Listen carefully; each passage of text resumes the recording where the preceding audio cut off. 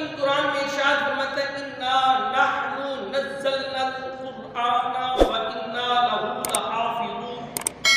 اللہ فرماتا ہے بے شک ہم نے قرآن کو نازل فرمایا اور ہم ہی اس کے محافظ ہیں. اللہ نے قرآن کے اندر بات ختم کر دی ہے، بتا دیا ہے کہ قرآن ہم نے نازل فرمایا ہے اور اس کے محافظ، اس کی حفاظت کرنے والے بھی ہم. اب نہ کسی ولی کی ڈیوٹی لگائی ہے، نہ کسی بندے کی کسی کی ڈیوٹی نہیں لگائی، بس اللہ نے خود فرما دیا ہے کہ انا نحن نزلنا القرآن وانا لہ لحافظون. قرآن ہم نے نازل کیا ہے، اس کی حفاظت کرنے والے بھی ہم خود ہیں. اب کسی کے اندر جرأت نہیں ہے کہ قرآن کے اندر رد و بدل کر دکھائے، قرآن کے اندر رد و بدل کر دکھائے، کسی کے اندر اتنی مجال نہیں ہے. بلکہ اللہ فرماتے ہیں ہم ہی اس کے محافظ ہیں، ہم حفاظت کرنے والے ہیں. تو میں آپ سے پوچھتا ہوں جس کی حفاظت کا ذمہ کرم اللہ پر ہو، جس کی حفاظت کرنا اللہ کے ذمہ ہو، وہ رب العالمین ہے، وہ قادر ترین ذات ہے. پھر کسی کے اندر جرأت ہے کہ قرآن کو یوں پوال کر سکے یا قرآن کو رد و بدل کر سکے؟ کسی کے اندر جرأت نہیں ہے. حضرت موسیٰ علیہ السلام اور حضرت خضر علیہ السلام کا واقعہ قرآن بیان فرماتا ہے کہ فانطلقا حتى اذا اتيا اهل قرية استطعما اهلها فابوا ان يضيفوهما.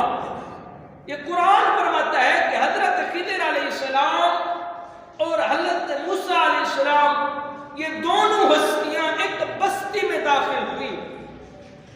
یہ قرآن واقعہ بیان فرماتا ہے، قرآن پاک کی آیت پڑھی ہے.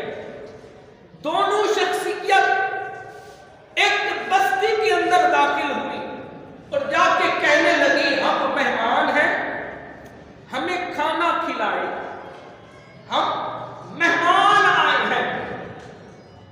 تو وہ یہودی تھے، وہ کہنے لگے فَأَبَوْا أَن يُضَيِّفُوهُمَا، ہم آپ کو کھانا نہیں کھلاتے، ہم آپ کو کھانا نہیں کھلاتے. ایک بات خیال رکھنا، یہ جو قرآن ہے نا، اس کی زبر زیر شد مد یہ حجاج بن یوسف نے لگائی ہے. یہ حجاج بڑا جو ہے اس نے انسانیت کا قتل کیا ہے، بڑا گنہگار تھا، لیکن یہ ایک خاص کام جو ہمارے لیے کر گیا، یہ کام اس نے بڑا اچھا کیا. تو وہ لگا رہا تھا لفظوں کے اوپر زبر زیر پیش لگا رہا تھا. تو 10 علماء کرام یہودیوں کے حضرت حجاج بن یوسف کے پاس آ گئے، کہنے لگے کہ ہم نے سنا ہے کہ تو قرآن پاک کی زبر زیر پیش حرکتیں وغیرہ لگا رہا ہے. کہنے لگا ہاں میں لگا رہا ہوں. تو وہ کہنے لگے اچھا وہ قرآن پاک کے اندر آیت ہے فَانْطَلَقَا حَتَّى إِذَا آتَيَا أَهْلَ قَرْيَةٍ اسْتَطْعَمَا أَهْلَهَا فَأَبَوْا أَن يُضَيِّفُوهُمَا. اس آیت کے اندر فَأَبَوْا ہے، ہم چاہتے ہیں اس با کے نقطے کو ہٹا کے اس کے اوپر 2 نقطے لگا دیں، لکھ دے فَأَتَوْا لکھ دے. پہلے اس کا معنی یہ بنتا تھا کہ حضرت موسیٰ علیہ السلام اور حضرت خضر علیہ السلام بستی والوں کی طرف گئے، وہ یہودی تھے، ان کو کہا کہ ہمیں کھانا کھلائیں، مہمان ہیں، لیکن انہوں نے کھانا نہ کھلایا. اللہ کریم نے سارا واقعہ قرآن میں بیان کرنا. تو یہودی سارے حجاج بن یوسف کے بعد ہم چاہتے ہیں اس طرح سے کہا یہ تاک کے نقطے لگا دے، پاک کے نقطے ختم کر دے. حضرت جب یوسف کہنے لگے اچھا یہ بات ہے، اچھا بیٹھو کرتے ہیں.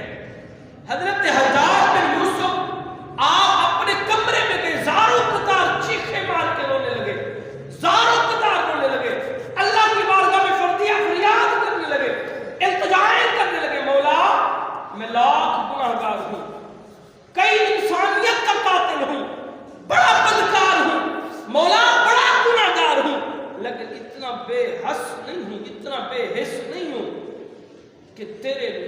کے اوپر جو قرآن نازل ہوا ہے اس کے اندر رد و بدل کروں؟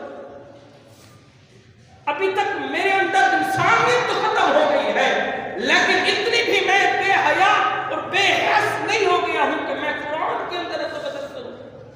حجاج بن یوسف کہنے لگا کہ میں چیخے مار کے رونے لگا اللہ کی بارگاہ میں۔ تو پھر اس نے اللہ کی بارگاہ میں بیٹھے بیٹھے عرض کی، مولا یہ جو آئے ہوئے ہیں نا، انہوں نے کہا قرآن میں رد و بدل کرنا ہے، اب میری تلوار فیصلہ کرے گی، اب میری تلوار فیصلہ کرے گی۔ حضرت حجاج بن یوسف فرماتے ہیں میں اندر پھر تلوار اٹھائی، تلوار لے کے آیا، وہ 10 علماء کرام یہودیوں کے تھے، میں نے سب کے قلم سر کر دیے، میں نے کہا یہ تمہارے سر قلم کر سکتا ہوں لیکن قرآن کے اندر تبدیلی نہیں کر سکتا، تمہارے سر تن سے جدا کر سکتا ہوں، جو قرآن عظمت والا، جو قرآن نبی پر اتارا گیا ہے، جو ہمارے لیے ہدایت و رشد کا ذریعہ ہے، ہمارے لیے ہدایت کا ذریعہ ہے، میں اس قرآن میں رد و بدل نہیں کر سکتا۔ تو حضرت حجاج بن یوسف نے وہ 10 جو تھے سب کے سر قلم کر کے بتا دیا۔ پھر قرآن پاک کی آیت سمجھ آتی ہے، اِنَّا نَحْنُ نَزَّلْنَا الْقُرْآنَ وَإِنَّا لَهُ